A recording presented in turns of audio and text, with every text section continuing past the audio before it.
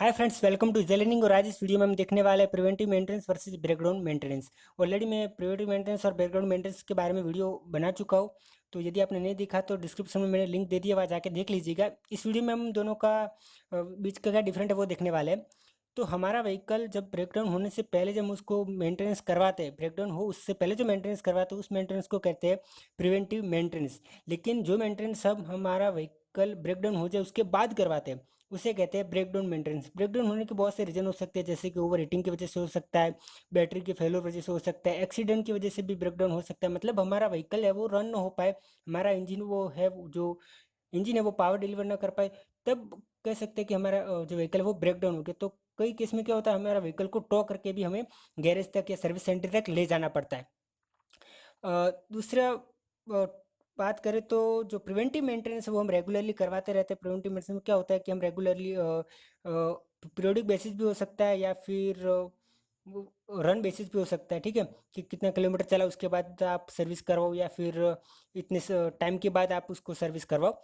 तो preventive maintenance में क्या होगा कि जो प्रॉब्लम होगी वो मेजर प्रॉब्लम कभी नहीं हो सकती और वो प्रॉब्लम है वो जल्दी से रिपेयर भी हो जाएगी। ठीक है, लेकिन ब्रेकडाउन जो मेंटेनेंस होगा उसमें जब यदि कोई प्रॉब्लम आएगी तो जो प्रॉब्लम होगी वो मेजर प्रॉब्लम होगी और उसको सॉल्व करने में भी ज़्यादा टाइम लगेगा।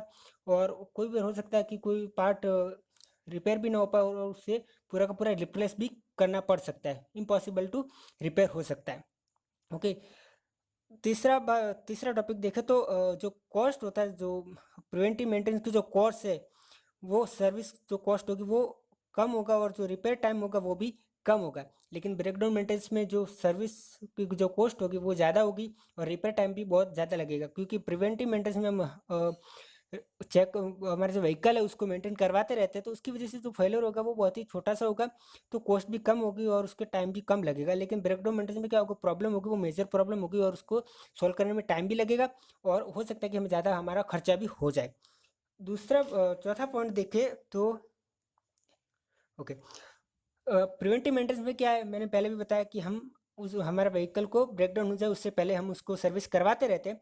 तो यदि कोई प्रॉब्लम हो भी जाए व्हीकल में, प्रिवेंटिव मेंटेनेंस करवा रहे हैं फिर भी यदि कोई प्रॉब्लम हो जाए तो चांसेस है कि हम अपने व्हीकल को गैरेज तक तो ले जा सकते हैं। लेकिन ब्रेकडाउन मेंटेनेंस में ऐसा नहीं होगा। जब भी ब्रेक अपना व्हीकल ब्रेकडाउन हो जाएगा तब हो सकता है कि हम अपने व्हीकल को गैरेज तक भी ना ले जा पाए, चला के ना ले जा पाए, तो हमें हमारा व्हीकल को टॉ करके ही ले जाना पड़ेगा। ऐसी कंडीशन हो सकती है।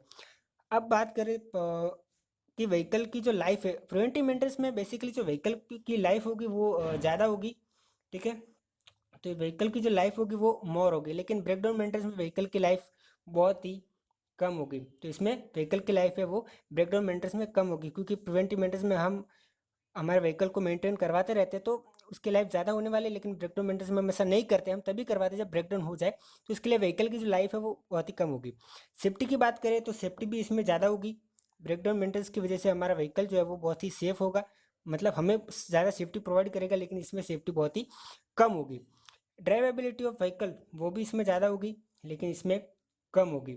रीसेल वैल्यू ऑफ व्हीकल, यदि हमारा व्हीकल जो है उसको हम प्रिवेंटिव मेंटेनेंस प्रोवाइड कर रहे हैं तो उसकी कंडीशन अच्छी होगी, और अच्छी कंडीशन है तो यदि हम अपने व्हीकल को बेच भी रहे तो अच्छी खासी रीसेल प्राइस मिलेगी, इसमें ज़्यादा होगी और इसमें जो रीसेल प्राइस है वो बहुत ही कम होगी। बता दूं कि ड्राइवेबिलिटी क्या कहते हैं, तो उसको डिग्री ऑफ स्मूथनेस और सॉरी डिग्री ऑफ स्मूथनेस, अपनी जो ऑटोमोबाइल व्हीकल है तो उसकी डिग्री ऑफ स्मूथनेस कितनी है उसको ड्राइवेबिलिटी कहते हैं। तो डिग्री ऑफ स्मूथनेस जो है वो प्रिवेंटिव मेंटेनेंस में ज़्यादा होगी, लेकिन ब्रेकडाउन मेंटेनेंस में डिग्री ऑफ स्मूथनेस बहुत ही कम होगी, इसलिए इसमें ड्राइवेबिलिटी ऑफ व्हीकल वो बहुत ही कम होगी। ओके, फिर पॉइंट छठा पॉइंट है okay, it is a saver for warranty policy of vehicle. Okay, ये बहुत सी जो वारंटी की जो पॉलिसी होती है उसमें ऐसा मेंशन होता है कि हमें जो सर्विस सेंटर से कुछ फ्री और कुछ पेड्स जो सर्विस वो करवानी होती है उसके बाद ही हमारी जो वारंटी है वो फुलफिल हो पाएगी। उसके मतलब टर्म होते हैं कि यदि हमने सर्विस करवाई है कुछ पेड और कुछ फ्री, तो भी हमारी वारंटी है वो पास होगी। ठीक है, और ब्रेकडाउन मेंटेनेंस में देखें तो वो ड्राइवर के लिए और पैसेंजर के लिए दोनों के लिए बहुत ही डेंजर है, क्योंकि ब्रेकडाउन में अचानक भी कुछ भी हो सकता है व्हीकल में प्रॉब्लम हमारे रनिंग कंडीशन में, तो चांसेस है कि ड्राइवर और पैसेंजर के सेफ्टी इसमें बहुत ही कम होगी, तो डेंजर फॉर ड्राइवर और पैसेंजर हो सकता है। ओके, सातवां पॉइंट है गुड इंप्रेशन और बिजनेस और बैड इंप्रेशन और ऑन बिजनेस। तो प्रिवेंटिव मेंटेनेंस में गुड इंप्रेशन होगा और ब्रेकडाउन मेंटेनेंस में बैड इंप्रेशन होगा। हमारा यदि कोई बिजनेस चल रहा है और यदि मशीन को हम रेगुलर रिपेयर करते हैं तो हमारा जो प्रोडक्ट होगी उसमें कोई डिफेक्ट होने के चांसेस बहुत कम है। इसकी वजह से हमारे जो बिजनेस पे इफेक्ट आएगा वो बहुत ही अच्छा इंप्रेशन होगा। लेकिन यदि हम ब्रेकडाउन मेंटेनेंस कर रहे हैं हमारे मशीन को, ठीक है, ब्रेकडाउन मेंटेनेंस प्रोवाइड कर रहे हैं मतलब बिगड़े उसके बाद ही प्रोवाइड कर रहे हैं, तो जायज़ है कि हमारा जो प्रोडक्ट होंगे वो उसमें कोई डिफेक्ट आ सकते हैं, तो हमारे बिजनेस पे भी बहुत ही बुरा असर पड़ेगा, तो बैड इंप्रेशन और ऑन द बिजनेस, ठीक है। तो इसमें बिजनेस पे अच्छा इफेक्ट आएगा और इसमें बैड इफेक्ट आएगा। आई होप दोस्तों कि आपको ये इन दोनों का बीच का डिफरेंट समझ में आ गया होगा, प्रिवेंटिव मेंटेनेंस और ब्रेकडाउन मेंटेनेंस में क्या डिफरेंट है, ठीक है। आपको ये वीडियो पसंद आए तो लाइक कर दीजिए, अपने दोस्तों के साथ शेयर कीजिए। यदि आप चैनल पे पहली बार आए हैं तो इस चैनल को सब्सक्राइब कर लीजिए। मैं आपके लिए ऐसे वीडियो लेके आता रहता हूँ। इस वीडियो को देखने के लिए आपका बहुत बहुत शुक्रिया।